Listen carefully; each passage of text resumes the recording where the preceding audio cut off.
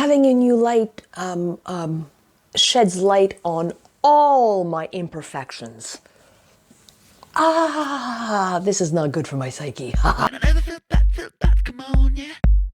Hello and welcome back to my channel. It is a Tuesday, but it feels like what day it is. Is it? It's that point in time in the holiday break, the Christmas break, the whatever celebration you are observing, time of the week where you have no idea what day it is. You know it's not the weekend because it doesn't feel like the weekend, but at the same time you kind of also have no real idea. But it's a Tuesday, so I guess it's time for a hot take Tuesday. Year in review lists, I think is very overrated. I think I'm crooked. I think I'm better now. Yeah.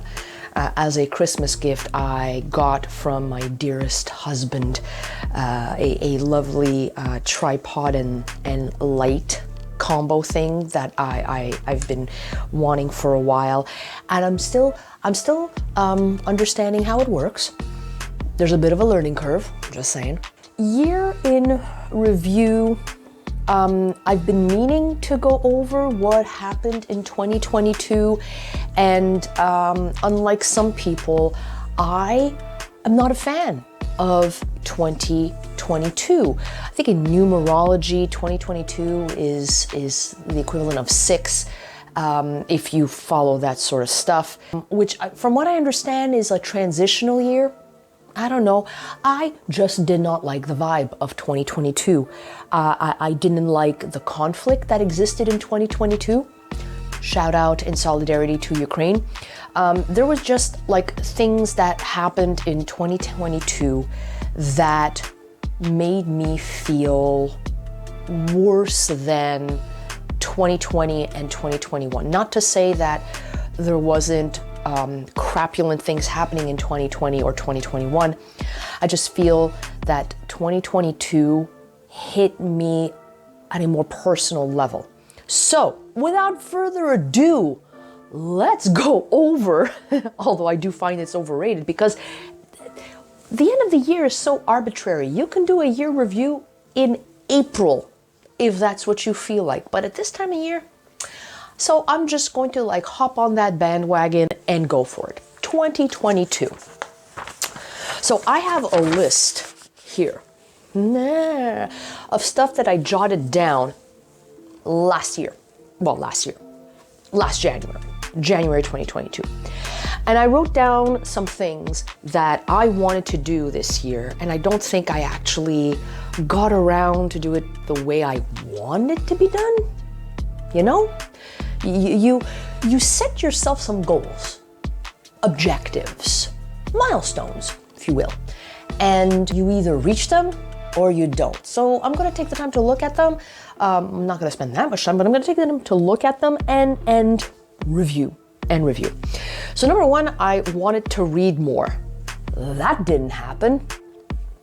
I don't think I read more than I did in 2020 or 2021. I don't think I had the mental energy this year, 2022, to invest myself into some hardcore reading. Number two, I wanted to run/walk more. In 2021, I ran 12 kilometers. Well, a run/walk, but I did 12 kilometers. Without stopping, and I was insanely proud of myself because I had never done that much. I ran a 5K once upon a time, many moons ago, but I had never done more since. So I said to myself in 2021, I am going to run at least 10K. Did I do more this year? No. I have been trying to walk or run consistently every day. Like, I'm not saying I'm running 5K a day. Hell no. But I am trying to move every day. Number 3, learn more, specifically languages. I had written down I wanted to learn Japanese, Mandarin, and work on my Greek. Well, thank you, Duolingo. I've been working on Japanese.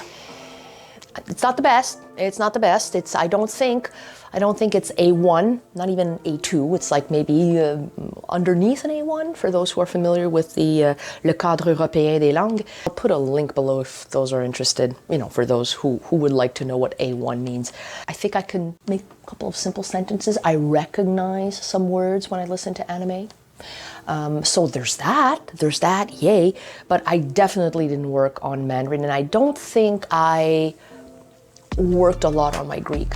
So that's something that I should be focusing on because, well, it's technically my mother tongue, my mother's tongue, my mother's language. Yeah.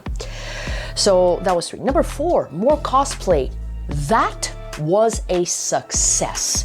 I had an idea of cosplay, and I will try and splice in with my basic rudimentary editing skills a picture of my cosplay that I did at Halloween. And I am proud. I am proud because it's the first time I actually worked on a cosplay. I'm the cheap and cheerful type of cosplayer. I use what I have at hand, and if I do construct something, it's not a regular thing. I don't have ongoing projects. I think the last time I worked on a cosplay was when I tried to do a very PG version of Poison Ivy. Once again, I'll try to find a picture and splice it in. And it's a very basic Poison Ivy costume, but this time I did the Love Hashira from Demon Slayer, and I got different pieces and I modified pieces that I already had at home, and I'm actually really happy. I'm actually really proud of it. It's something that I've been meaning to do, and I did it, so yay on me. I had put more purging. Now, I don't recall what I meant by that. I'm sure it had nothing to do with an eating disorder. I think it meant cleaning and getting rid of things that I've been hoarding onto. And I was acutely reminded of that when I opened my drawer like maybe 20 minutes ago to try and find an adapter for this light thingamajig. And I realized how much crap I'm holding onto and I'm not using. So I think maybe at some point over the next 2 weeks, I am going to empty all of my drawers and I'm going to say, okay, what am I actually keeping? What do I want to keep? And I know a lot of people will say, you should use the Marie Kondo method. Minimalism is a thing. It's really hard. To go full minimalist it's really hard. The next one was create more meaningful lessons. Now, I don't recall doing anything truly meaningful with my students last school year. See, that's why year-end reviews, it's tricky because 2022 was part of the last school year, but it's also the beginning of this school year. This year, I embarked on a project with a colleague of mine in another school and our pedagogical consultant to create a pedagogical unit for the school-based Comic-Con project that I've been doing for the last couple of years. And I think for me at least, that's the most meaningful project that I can create at this point in time. And the last one was more unpredictability. Now, I think it was in the context of the classroom, being unpredictable. And I don't think it meant like spontaneously dancing in class. I think my students would be afraid if that happened. I did try and plan a trip this summer, but COVID happened and I couldn't go. So I think I have to be careful with that one and make sure I don't become so unpredictable that I lose control. So I think that unpredictability goes with creating more meaningful lessons in class and giving control to the students. It's seeing what they need, what they want, and trying to work those things within the parameters of a classroom. So now, what do I want for 2023? Oh God, that's loaded. What do I want for 2023? I think The first thing that I will want is to take what I had originally written down for 2022 and read more. I'm going to make a concerted effort of reading. I don't want to say regularly, because regularly it will change from one person to another. I know people who read before going to bed. I can't. I read, I fall asleep. So to me, that is not an efficient way of reading more.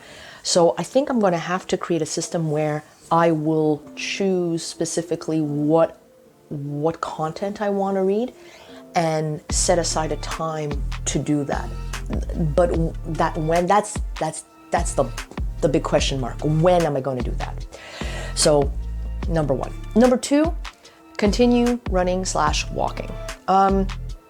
I think it's really very important because, especially in our profession, it's easy to become sedentary. I'm very aware of the amount of time I spend sitting down, and I don't want that to become a habit. So I have to make sure that I move regularly. I'm not going to give myself an amount because I don't want to become a setback for me. So I think I'm going to just maintain what I'm doing and maybe be aware that I'm going to try and push myself a bit more. And who knows, maybe this year I will run 15K. Who knows? Maybe that will happen. That would be a swell thing. That would be awesome. If I could run at least 15, and by running I mean a walk run. You know, taking those walking breaks, but being able to complete 15K, that would be nice. That would be nice. Definitely continue with the purging. Definitely continue that. That's a goal that I would like to continue, because if you are an educator like me, you end up accumulating so much stuff. It's not funny. You open a drawer and you say to yourself, what is in this? And you realize you haven't touched it in years, and I'm not making that up. Clothing. I need to get back to what I used to do, which was to upcycle clothing and doing some more upcycling and recycling and modifying and tailoring. And it's a pastime that I used to do regularly, and I stopped. I don't know why. I just stopped. So I think I'm going to try and be, I don't want to say create a new piece a week. No. I'm not giving myself that objective, but at least trying to create something from something that was unwanted, if that makes any sense. And I like the idea of giving control to my students moderately, as I know some of them are going to go, so when are you going to give us control after watching this video? No, I mean, it's important for them to own their learning, to understand what they are learning and why they are learning it. But it's one thing for me to tell that to them, and it's another thing for them to live it. It might not happen this school year because 2023 is going to, jump into the new school year. Who knows? I'm going to see how January rolls out, and that's it. So a hot take review of 2022 Tuesday. You don't need the end of the year. You don't need a specific calendar date to review what you've been doing and adjust course. New Year's resolutions are very arbitrary. You need to do things that are sustainable. You need to do things that are meaningful to you, and those things don't depend on a calendar date. They depend on your will, your desire, and your efforts and your energy, your motivation. And you don't need a calendar date to tell you to become a better person and to change. You just need to want to do it and make it happen. So on that lovely note, folks, the next time you are going to see me will probably be in 2023. Have yourselves a lovely afternoon.